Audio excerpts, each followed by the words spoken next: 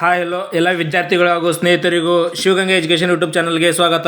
ಯಾರೆಲ್ಲ ಹೊಸದಾಗಿ ನನ್ನ ಚಾನಲ್ ನೋಡ್ತಾ ಇದ್ದೀರಾ, ಸೊ ಆದಷ್ಟು ನಿಮ್ಮ ಸ್ನೇಹಿತರಿಗೆ ಶೇರ್ ಮಾಡಿ, ಸಬ್ಸ್ಕ್ರೈಬ್ ಮಾಡಿ. ನಿಮ್ಮ ಪ್ರೋತ್ಸಾಹ ಇದೇ ಥರ ಇರಲಿ ಅಂತೇಳಿ ತಮ್ಮಲ್ಲಿ ಕೇಳ್ಕೊತೀನಿ ಸ್ನೇಹಿತರೆ.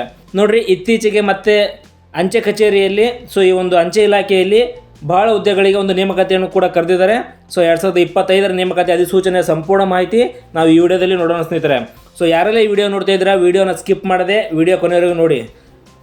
ಇಲ್ಲಿ ಡಿಪಾರ್ಟ್ಮೆಂಟ್ ಆಫ್ ಪೋಸ್ಟರ್ಸ್ ಅಂತ ಕರೆದಿದ್ದಾರೆ. ಇದರಲ್ಲಿ ಸುಮಾರು ಹುದ್ದೆಗಳ ಒಂದು ನೋಟಿಫಿಕೇಶನ್ ಕೂಡ ಕರೆದಿದ್ದಾರೆ ಸ್ನೇಹಿತರೆ. ಈ ಒಂದು ಅಧಿಸೂಚನೆಯಲ್ಲಿ ಯಾವ ಹುದ್ದೆಗಳಿವೆ, ಇದರ ಒಂದು ಸಂಪೂರ್ಣ ವಿವರಣೆಯನ್ನು ನಾವು ಈ ವಿಡಿಯೋದಲ್ಲಿ ನೋಡೋಣ. ನೋಡ್ರಿ, ಯಾವ್ಯಾವ ಹುದ್ದೆಗಳಿವೆ ಅಂತಂದರೆ ಇಲ್ಲಿ GDS ಅಂತ ಕರೆದಿದ್ದಾರೆ. GDS ಅಂದರೆ ಗ್ರಾಮೀಣ ಡಕ್ ಸೇವಕ್ ಅಂತೇಳಿ. ಅದಾದಮೇಲೆ ನೋಡ್ರಿ BPM ಅಂತೇಳಿ ಕರೆದಿದ್ದಾರೆ. ನೋಡ್ರಿ, BPM ಅಂದರೆ ಬ್ರ್ಯಾಂಚ್ ಪೋಸ್ಟ್ ಮಾಸ್ಟರ್ ಅಂಥೇಳಿ. ಅದೇ ಥರ ಅಸಿಸ್ಟೆಂಟ್ ಬ್ರ್ಯಾಂಚ್ ಪೋಸ್ಟ್ ಮಾಸ್ಟರ್ ಅಂತ ಕರೆದಿದ್ದಾರೆ. ಅದೇ ಥರ ಡಕ್ ಸೇವಕು. ಇಷ್ಟೆಲ್ಲ ಹುದ್ದೆಗಳಿಗೆ ಒಂದು ಅಧಿಸೂಚನೆಯನ್ನು ಕೂಡ ಕರೆದಿದ್ದಾರೆ ಸ್ನೇಹಿತರೆ. ಈ ಒಂದು ಅಪ್ಲಿಕೇಶನ್ ನೀವೇನಾದರೂ ಹಾಕಬೇಕಂತಂದರೆ ಕೆಳಗಡೆ ಕೊಟ್ಟಿರುವಂತಹ ಒಂದು ಅಫಿಷಿಯಲ್ ವೆಬ್ಸೈಟ್ ಕೊಟ್ಟಿದ್ದಾರೆ. ಆ ವೆಬ್ಸೈಟ್ ಮುಖಾಂತರ ನೀವು ಅಪ್ಲಿಕೇಶನನ್ನು ಹಾಕ್ತಕ್ಕದ್ದು. ನೋಡಿರಿ, ಈ ಅಪ್ಲಿಕೇಶನನ್ನು ಹಾಕಲು ನಿಮಗೆ ಪ್ರಾರಂಭವಾದ ದಿನಾಂಕ 10/2/2025 3/3/2025 ಈ ಒಂದು ಅಪ್ಲಿಕೇಶನ್ ಹಾಕಲು ಅವಕಾಶ ಇರುತ್ತೆ ಸ್ನೇಹಿತರೆ. ಅದೇ ಥರ ನೀವೇನಾದರೂ ಅಪ್ಲಿಕೇಶನ್ ಹಾಕಲ್ಲಿ ಏನಾದರೂ ತಪ್ಪಾಗಿದ್ದರೆ ಅದನ್ನು ಮತ್ತೆ ನಿಮಗೆ ಎಡಿಟ್ ಮಾಡಲು ಕೂಡ ಒಂದು ಅವಕಾಶವನ್ನು ಕೂಡ ಕೊಟ್ಟಿದ್ದಾರೆ. ಆ ದಿನಾಂಕ ನೋಡ್ಬೇಕಂದ್ರೆ 6/3/2025 8/3/2025 ಏನಾದರೂ ಅಪ್ಲಿಕೇಶನ್ ಹಾಕಲಿ ಗೊಂದಲ ಆಗಿದ್ದರೆ ಏನಾದರೂ ತಪ್ಪಾಗಿದ್ದರೆ ಆ ಒಂದು ಎಡಿಟ್ ಆಪ್ಷನ್ ಕೂಡ ಕೊಟ್ಟಿದ್ದಾರೆ ಸ್ನೇಹಿತರೆ. ಈ ಡೇಟಿನ ಒಳಗೆ ನೀವು ಆ ಒಂದು ಕರೆಕ್ಷನ್ ಕೂಡ ನೀವು ಮಾಡ್ಕೋಬೋದು. ಅದೇ ಥರ ನೋಡಿರಿ, ಇಲ್ಲಿ ಏನು ಕೊಟ್ಟಿದ್ದಾರೆ ಅಂತಂದರೆ GDS are not regular employees ಅಂತ ಕೊಟ್ಟಿದ್ದಾರೆ. ಇದು ಯಾವುದೇ ಥರದ ಕೇಂದ್ರ ಸರ್ಕಾರದ ಒಂದು ಜಾಬ್ ಅಲ್ಲ. ಮತ್ತು ಕೇಂದ್ರ ಸರ್ಕಾರದ ಈ ಒಂದು ಅಂಚೆ ಇಲಾಖೆಯಲ್ಲಿ ಇರುವವರಿಗೆ ಏನೆಲ್ಲ ಫೆಸಿಲಿಟಿ ಇರುತ್ತೆ ಆ ಫೆಸಿಲಿಟಿಯನ್ನು ಕೂಡ ಈ ಒಂದು ಹುದ್ದೆಗಳಿಗೆ ಸಿಗೋದಿಲ್ಲ. ಯಾಕಂದರೆ ಇದೊಂದು ಪರ್ಮನೆಂಟ್ ಹುದ್ದೆ ಅಷ್ಟೇ. ಆದರೆ ಅಂಚೆ ಕಚೇರಿಯಲ್ಲಿರುವಂತಹ ಎಲ್ಲ ಸರ್ಕಾರಿ ಸವಲತ್ತುಗಳು ಇದಕ್ಕೆ ಸಿಗೋದಿಲ್ಲ. ಅದೇ ಥರ ನಿಮಗೆ ಒಂದು ಜಾಬ್ ಇರುತ್ತೆ. ಯಾವ ಥರ ಜಾಬ್ ಅಂದರೆ ಒಂದು ನಿಮಗೆ ಪಾರ್ಟ್ ಟೈಮ್ ಥರ ಜಾಬ್ ಇರುತ್ತೆ ಸ್ನೇಹಿತರೆ. ನೀವು ಈ ಒಂದು ಜಾಬ್ಗೆ ಹೋಗೋರು ನಿಮಗೆ ಕಂಪಲ್ಸರಿ ಗೌರ್ಮೆಂಟ್ ಜಾಬ್ ಅಂಥೇಳಿ ಇರುವುದಿಲ್ಲ.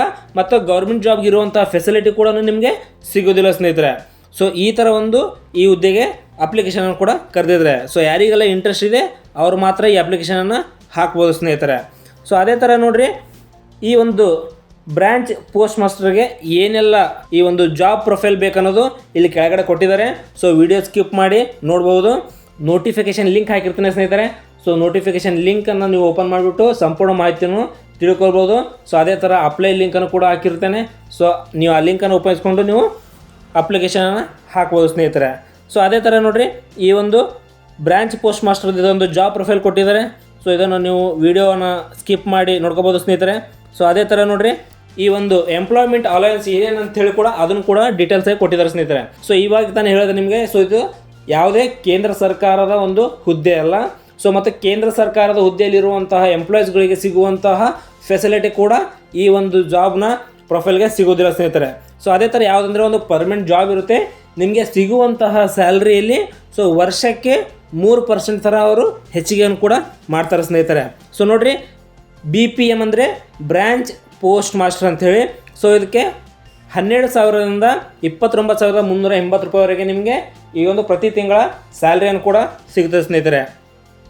ಅದೇ ಥರ ಅಸಿಸ್ಟೆಂಟ್ ಬ್ರ್ಯಾಂಚ್ ಪೋಸ್ಟ್ ಮಾಸ್ಟರ್ ಮತ್ತು ಡಾಕ್ ಸೇವಕ್. ಇದಕ್ಕೆ ನೋಡಿರಿ 10,000ದಿಂದ ರೂಪಾಯಿ 24,470 ರೂಪಾಯಿವರೆಗೂ ನಿಮಗೆ ಪ್ರತಿ ತಿಂಗಳ ಸಂಬಳವನ್ನು ಕೂಡ ಇರುತ್ತೆ ಸ್ನೇಹಿತರೆ. ಅದೇ ಥರ ಈ ಒಂದು ಸ್ಯಾಲ್ರಿ ಮೇಲೆ ನಿಮಗೆ ವರ್ಷಕ್ಕೆ 3% ಆ ಒಂದು ರೀತಿಯಲ್ಲಿ ನಿಮಗೆ ಸಂಬಳವನ್ನು ಕೂಡ ಹೆಚ್ಚಿಗೆ ಮಾಡ್ತಾರೆ. ಅದೇ ಥರ ಈ ಒಂದು ಜಾಬ್ನ ಪ್ರೊಫೈಲನ್ನು ನಿಮ್ಗೆ ಯಾರಿಗಾದರೂ ನಾನು ಹಾಕ್ತೀನಿ ಅಂತಂದರೆ ಅವರು ಈ ಒಂದು ಜಾಬನ್ನು ಹಾಕ್ಬೋದು ಸ್ನೇಹಿತರೆ. ಇನ್ನೊಂದು ಸಲ ತಿಳ್ಕೊಳ್ಳಿ, ಇದು ಯಾವುದೇ ಥರದ ಕೇಂದ್ರ ಸರ್ಕಾರದ ಒಂದು ಹುದ್ದೆ ಅಲ್ಲ. ಈ ಜಾಬ್ ಹೆಂಗಂತಂದರೆ ನೀವು ಪಾರ್ಟ್ ಟೈಮ್ ಆಗಿನೂ ಕೂಡ ಈ ಥರ ಒಂದು ಜಾಬನ್ನು ಕೂಡ ಮಾಡ್ಕೋಬೋದು. ಹಾಗಾಗಿ ಈ ಒಂದು ಹುದ್ದೆಗೆ ಈ ಥರ ಒಂದು ಅವಕಾಶ ಕೊಟ್ಟಿದ್ದಾರೆ. ಯಾಕಂದರೆ ಗೌರ್ಮೆಂಟ್ ಜಾಬ್ ಅಂತೇಳಿ ತಿಳ್ಕೊತಾರೆ. ಇದು ಗೌರ್ಮೆಂಟ್ ಜಾಬ್ ಅಲ್ಲ. ಗೌರ್ಮೆಂಟ್ ಜಾಬಲ್ಲಿ ನಿಮಗೆ ಒಂದು ಪರ್ಮನೆಂಟಾಗಿ ಜಾಬ್ ಸಿಗುತ್ತೆ. ಅದಕ್ಕೆ ಗೌರ್ಮೆಂಟ್ ಕಡೆಯಿಂದ ಸಿಗುವಂತಹ ಸವಲತ್ತು ಕೂಡ ಈ ಒಂದು ಹುದ್ದೆಗೆ ಸಿಗೋದಿಲ್ಲ ಸ್ನೇಹಿತರೆ. ಅದೇ ಥರ ಈ ಹುದ್ದೆಗೆ ಇರಬೇಕಾದಂಥ ಒಂದು ಏಜ್ ಲಿಮಿಟ್ಸು ಮತ್ತು ಏನೆಲ್ಲ ಎಲಿಜಿಬಿಲಿಟಿ ಇದೆ, ಸೊ ಅದರ ಒಂದು ಸಂಪೂರ್ಣ ವಿಡಿಯೋನು ನಾನು ಕೆಳಗಡೆ ತಿಳಿಸ್ಕೊಡ್ತೀನಿ ಸ್ನೇಹಿತರೆ ನಿಮಗೆ. ನೋಡಿರಿ, ಈ ಒಂದು ಹುದ್ದೆಗೆ ಬೇಕಾಗಿರುವಂತಹ ಏಜ್ ಲಿಮಿಟ್ ನೋಡಿರಿ, ಮಿನಿಮಮ್ 18 ವರ್ಷ ಆಗಿರಬೇಕು, ಮ್ಯಾಕ್ಸಿಮಮ್ 40 ವರ್ಷ ಆಗಿರಬೇಕು ಸ್ನೇಹಿತರೆ. ಸೊ ಅದೇ ಥರ ಇದಕ್ಕೂ ಕೂಡ ಏಜ್ ರಿಲ್ಯಾಕ್ಸೇಷನ್ ಕೂಡ ಕೊಟ್ಟಿದ್ದಾರೆ. ಸೊ ಯಾವ ಕೆಟಗರಿಗೆ ಎಷ್ಟೆಷ್ಟು ಒಂದು ವಯಸ್ಸಿನ ಸಡಿಲಿಕೆ ಇದೆ ಅಂತೇಳಿ ಕೂಡ ಅದನ್ನು ಕೂಡ ಕೊಟ್ಟಿದ್ದಾರೆ ಸ್ನೇಹಿತರೆ. ನೋಡಿರಿ, SC/ST ವಿದ್ಯಾರ್ಥಿಗಳಿಗೆ 5 ವರ್ಷ, OBC ವಿದ್ಯಾರ್ಥಿಗಳಿಗೆ 3 ವರ್ಷ ಮತ್ತು PWD ಅಂಗವಿಕಲ ಅಭ್ಯರ್ಥಿಗಳಿಗೆ 10 ವರ್ಷ ಮತ್ತು OBCನಲ್ಲಿ ಅಂಗವಿಕಲ ಅಭ್ಯರ್ಥಿಗಳಿಗೆ 13 ವರ್ಷ ಮತ್ತು SC/STನಲ್ಲಿ ಅಂಗವಿಕಲ ಅಭ್ಯರ್ಥಿಗಳಿಗೆ 15 ವರ್ಷದ ಈ ಒಂದು ವಯಸ್ಸಿನ ಸಡಿಲಿಕೆಯನ್ನು ಕೂಡ ಈ ಒಂದು ಹುದ್ದೆಗೆ ಕೊಟ್ಟಿದ್ದಾರೆ ಸ್ನೇಹಿತರೆ. ಸೊ ಅದೇ ಥರ ನೋಡಿರಿ, ಇಲ್ಲಿ ಮತ್ತೆ ನಿಮ್ಮ ಒಂದು ಈ ಒಂದು ಅಪ್ಲಿಕೇಶನ್ ಹಾಕಬೇಕಂದ್ರೆ ಇದಕ್ಕೆ ಕ್ವಾಲಿಫಿಕೇಷನ್, ಸೊ ಎಜುಕೇಷನ್ ಏನು ಬೇಕಪ್ಪ ಅಂತಂದರೆ, ಸೊ ಈ ಒಂದು ಅಪ್ಲಿಕೇಶನ್ ಹಾಕಬೇಕಾದ್ರೆ ನಿಮಗೆ ಒಂದು 10ನೇ ತರಗತಿಯಲ್ಲಿ ನೀವು ಪಾಸ್ ಆಗಿರ್ಬೇಕು ಸ್ನೇಹಿತರೆ. ಸೊ 10ನೇ ತರಗತಿಯಲ್ಲಿ ಪಾಸ್ ಆಗಿದ್ದರೆ ಹುದ್ದೆಯನ್ನು ಸಲ್ಲಿಸಲು ನೀವು ಎಲಿಜಿಬಲ್ ಆಗಿರ್ತೀರಿ ಸ್ನೇಹಿತರೆ. ಸೊ ಅದೇ ಥರ ನೋಡಿರಿ, ಮತ್ತು ಇಲ್ಲಿ ಈ ಒಂದು ಹುದ್ದೆಗೆ ಎಜುಕೇಷನ್ ಆದಮೇಲೆ ನಿಮ್ಗೆ ಏನೆಲ್ಲ ನಾಲೆಜ್ ಇರಬೇಕು, ಸೊ ಏನೆಲ್ಲ ಕ್ವಾಲಿಫಿಕೇಷನ್ಸ್ ಅಂತ ನೋಡಿರಿ. ಸೊ ನಾಲೆಜ್ ಆಫ್ ಕಂಪ್ಯೂಟರ್ನ ಒಂದು ನಾಲೆಜ್ ಆಗಿರಬೇಕು. ಸೊ ಪ್ರತಿಯೊಬ್ಬರಿಗೂ ಕೂಡ ಸೈಕಲನ್ನು ಹೊಡಿಯೋಕೆ ಬರ್ಬೇಕು ಸ್ನೇಹಿತರೆ. ಸೊ ಸೈಕಲನ್ನು ನಡೆಸ್ಲಿಕ್ಕೆ ಬರ್ಬೇಕು ರೀ. ಸೊ ಯಾಕಂತಂದರೆ, ಸೊ ಅಲ್ಲಿ ಬ್ರ್ಯಾಂಚಿನಲ್ಲಿ ಏನೆಲ್ಲ ಒಂದು ಪೋಸ್ಟರ್ಸ್ಗಳೆಲ್ಲ ಬಂದಿರ್ತಾವಲ್ಲ, ಸೊ ಅದನ್ನು ನೀವು ಮನೆಗೆ ಹೋಗಿ ತಲುಪಿಸಬೇಕಾಗಿರುವಂಥ ಒಂದು ಹುದ್ದೆ ಆಗಿರ್ತದೆ. ಸೊ ಯಾಕಂದರೆ ಇದು ಸಿಟಿಯಲ್ಲಿ ನಿಮಗೆ ಹುದ್ದೆಗಳು ಆಗಿರೋದಿಲ್ಲ. ಸೊ ಈ ಹುದ್ದೆ ಯಾವ ಥರ ಇರುತ್ತಂದರೆ ಹಳ್ಳಿಯಲ್ಲಿ, ಸೊ ವಿಲೇಜ್ನಲ್ಲಿ ಈ ಒಂದು ಹುದ್ದೆ ಹೊಂದಿರ್ತದೆ.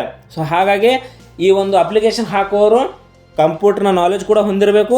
ಸೊ ಅದೇ ಥರ ನೀವು ಸೈಕಲನ್ನು ನಡೆಸ್ಲಿಕ್ಕೆ ಕೂಡ ನಿಮ್ಗೆ ಬರ್ಬೇಕು ಸ್ನೇಹಿತರೆ. ಸೊ ಈ ಥರ ಎಲ್ಲ ಈ ಒಂದು ಜಾಬ್ನ ಒಂದು ಪ್ರೊಫೈಲ್ ಇದೆ.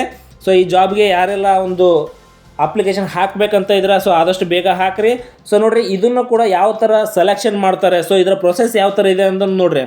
ಸೊ ಇದನ್ನು ಕೂಡ ನೀವು 10ನೇ ತರಗತಿಯಲ್ಲಿ ತೆಗೆದುಕೊಂಡಿರುವಂತಹ ಮಾರ್ಕ್ಸ್ ಮೇಲೆ ಈ ಒಂದು ಹುದ್ದೆಗೆ ಮೆರಿಟ್ ಲಿಸ್ಟನ್ನು ತೆಗೆದುಕೊಳ್ತಾರೆ ಸ್ನೇಹಿತರೆ. ಮೆರಿಟ್ ಲಿಸ್ಟನ್ನು ಈ ಒಂದು ಹುದ್ದೆಗೆ ಸಂಬಂಧಿಸ್ತದೆ. ಸೊ ಹಾಗಾಗಿ ಮೆರಿಟ್ ಲಿಸ್ಟಲ್ಲಿ ಯಾರೆಲ್ಲ ಹೆಚ್ಚು ಮಾರ್ಕ್ಸ್ಗಳನ್ನು ತೆಗೆದುಕೊಂಡಿರ್ತಾರಲ್ಲ, ಸೊ ಅವ್ರು ಮಾತ್ರ ಈ ಒಂದು ಹುದ್ದೆಗೆ ಎಲಿಜಿಬಲ್ ಆಗ್ತಾರೆ ಸ್ನೇಹಿತರೆ. ಸೊ ಮೆರಿಟ್ ಲಿಸ್ಟ್ ಆದಮೇಲೆ ನೋಡಿರಿ, ಸೊ ನಿಮಗೆ ನೆಕ್ಸ್ಟ್ ಇರೋದು ಡಾಕ್ಯುಮೆಂಟ್ಸ್ ವೆರಿಫಿಕೇಷನ್ ನಡೆಸ್ತಾರೆ. ನೋಡಿ ಸ್ನೇಹಿತರೆ, ಈ ಒಂದು ಹುದ್ದೆಗೆ ನೀವು ಎಲಿಜಿಬಲ್ ಆದಮೇಲೆ ಡಾಕ್ಯುಮೆಂಟ್ಸ್ ಏನೇನು ಬೇಕು ಅನ್ನೋದು ಕೂಡ ಕೊಟ್ಟಿದ್ದಾರೆ ಸ್ನೇಹಿತರೆ. ಸೊ ಡಾಕ್ಯುಮೆಂಟ್ಸನ್ನು ಏನೇನು ಬೇಕು ನೋಡಿರಿ. So mark sheet, identity proof, caste certificate, PWD certificate, EWS certificate, transgender certificate ಮತ್ತು ಡೇಟ್ ಆಫ್ ಬರ್ತ್ ಪ್ರೂಫು. ಅದಾದಮೇಲೆ ಮೆಡಿಕಲ್ ಸರ್ಟಿಫಿಕೇಟ್, ಇದು ಭಾಳ ಇಂಪಾರ್ಟೆಂಟ್ ನೋಡಿರಿ. ಸೊ ಇದು ಮೆಡಿಕಲ್ ಸರ್ಟಿಫಿಕೇಟನ್ನು ನೀವು medical officer any government, so government ಕಡೆಯಿಂದ ಒಂದು ಇಶ್ಯೂ ಆಗಿರುವಂತಹ ನೀವು ಮೆಡಿಕಲ್ ಸರ್ಟಿಫಿಕೇಟನ್ನು ಕೂಡ ಹೊಂದಿರಬೇಕಾಗುತ್ತೆ ಸ್ನೇಹಿತರೆ. ಸೊ ಇಷ್ಟೆಲ್ಲ ಡಾಕ್ಯುಮೆಂಟ್ಸು ಈ ಒಂದು ಹುದ್ದೆಗೆ ನೀವು ಡಾಕ್ಯುಮೆಂಟ್ಸ್ ವೆರಿಫಿಕೇಷನ್ ಕರಿತಾರಲ್ಲ, ಆ ಒಂದು ಡಾಕ್ಯುಮೆಂಟ್ಸ್ ವೆರಿಫಿಕೇಷನ್ ಕರೆದಾಗ ಇವೆಲ್ಲ ಡಾಕ್ಯುಮೆಂಟ್ಸನ್ನು ನೀವು ಬೇಕಾಗುತ್ತೆ ಸ್ನೇಹಿತರೆ. ಈ ಒಂದು ಹುದ್ದೆಗೆ ನೀವು ಎಲಿಜಿಬಲ್ ಆದರೆ ಸೊ ನಿಮಗೆ ಮೆರಿಟು ಕೂಡ ಆಯಿತು, ಸೊ ಮೆರಿಟ್ ಲಿಸ್ಟಲ್ಲಿ ಕೂಡ ಆಯಿತು, ಡಾಕ್ಯುಮೆಂಟ್ಸ್ ವೆರಿಫಿಕೇಷನ್ ಆಯಿತು. ಸೊ ಡಾಕ್ಯುಮೆಂಟ್ಸ್ ವೆರಿಫಿಕೇಷನ್ ಆದಮೇಲೆ ನಿಮಗೆ ಒಂದು ಡಿವಿಷನಲ್ ಹೆಡ್ ಕಡೆಯಿಂದ ನೋಡ್ರಿ ನಿಮಗೆ ಜಾಯ್ನಿಂಗ್ ಕೊಡ್ತಾರಲ್ಲ, ಸೊ ಆ ಜಾಯ್ನಿಂಗನ್ನು ನೀವು 30 ದಿನದ ಒಳಗಡೆ ನೀವು ಜಾಯ್ನ್ ಆಗಬೇಕು. ಸೊ ಆ ಒಂದು ನೀವು ಹುದ್ದೆಗೆ 30 ದಿನಗಳ ಒಳಗೆ ಜಾಯ್ನ್ ಆಗಲಿಲ್ಲ ಅಂತಂದರೆ ಸೊ ಅದನ್ನು ನಿಮ್ಮ ಹೆಸರನ್ನು ಕೂಡ ಕ್ಯಾನ್ಸಲ್ ಮಾಡಿ ಅಲ್ಲಿ ಮತ್ತೆ ಬೇರೆ ವಿದ್ಯಾರ್ಥಿಗಳಿಗೆ ತೋರಿಸ್ತಾರೆ. ಸೊ ಹಾಗಾಗಿ ನೀವು 30 ದಿನದ ಒಳಗಡೆ ನೀವು ಆ ಒಂದು ಹುದ್ದೆಗೆ ಜಾಯ್ನ್ ಆಗಬೇಕು. ಸೊ ಜಾಯ್ನ್ ಆದಮೇಲೆ ನಿಮಗೆ ಬೇಸಿಕ್ ಟ್ರೈನಿಂಗ್ ಕ್ಲಾಸ್ ಅಂಥೇಳಿ 3 ಡೇಸ್ ಇರುತ್ತೆ ನೋಡಿರಿ. ಈ ಒಂದು ಬೇಸಿಕ್ ಟ್ರೈನಿಂಗ್ ನಿಮಗೆ 3 ದಿವಸಗಳ ಕಾಲ ಇರುತ್ತೆ ಸ್ನೇಹಿತರೆ. ಸೊ ಅದೇ ಥರ ಅಸಿಸ್ಟೆಂಟ್ ಬ್ರಾಂಚ್ ಪೋಸ್ಟ್ ಮಾಸ್ಟರ್ ಮತ್ತು ಡಾಕ್ ಸೇವಕ್ ಇದಕ್ಕೂ ಕೂಡ 30 ದಿನದ ಒಂದು ನಿಮಗೆ ಜಾಯ್ನಿಂಗ್ನ ಒಂದು ಅವಧಿಯನ್ನು ಕೂಡ ಕೊಡ್ತಾರೆ ಸ್ನೇಹಿತರೆ. ಸೊ ಅದರ ಒಳಗಾಗಿಯೇ ನೀವು ಸಲ್ಲಿಸಿರುವಂಥ ಒಂದು ಹುದ್ದೆಗೆ ನೀವು ಎಲಿಜಿಬಲ್ ಆಗಿರ್ತೀರಲ್ಲ, ಸೊ ಆ ಒಂದು ಹುದ್ದೆಗೆ ನೀವು 30 ದಿನಗಳ ಒಳಗೆ ನೀವು ಜಾಯ್ನ್ ಆಗಬೇಕು. ಆ 30 ದಿನದ ಒಳಗಡೆ ನೀವೇನಾದರೂ ಜಾಯ್ನ್ ಆಗಿಲ್ಲ ಅಂತಂದರೆ ನಿಮ್ಮ ಹುದ್ದೆಯನ್ನು ತಿರಸ್ಕರಿಸಿ ಮತ್ತೆ ಅಲ್ಲಿ ಬೇರೆ ವಿದ್ಯಾರ್ಥಿಗಳಿಗೆ ಅವರು ತೊಗೊಳ್ತಾರೆ ಸ್ನೇಹಿತರೆ. ಸೊ ಅದೇ ಥರ ನೋಡಿರಿ, ಸೊ ಇಲ್ಲಿ ಇನ್ಸ್ಟ್ರಕ್ಷನ್ ಕೂಡ ಕೊಟ್ಟಿದ್ದಾರೆ. ಸೊ ಯಾವ ಥರ ಅಪ್ಲಿಕೇಶನ್ ಹಾಕಬೇಕು, ಸೊ ರಿಜಿಸ್ಟ್ರೇಷನ್ ಯಾವ ಥರ ಹಾಕಬೇಕು ಅನ್ನೋದು ಕೂಡ ಕೊಟ್ಟಿದ್ದಾರೆ ಸ್ನೇಹಿತರೆ. ಸೊ ಪ್ರತಿಯೊಂದು ಸ್ಟೆಪ್ ಕೂಡ ನಾನು ಡಿಸ್ಕ್ರಿಪ್ಷನ್ ಬಾಕ್ಸ್ನಲ್ಲಿ ನಿಮಗೆ ನೋಟಿಫಿಕೇಷನ್ ಲಿಂಕನ್ನು ಹಾಕಿರ್ತೇನೆ.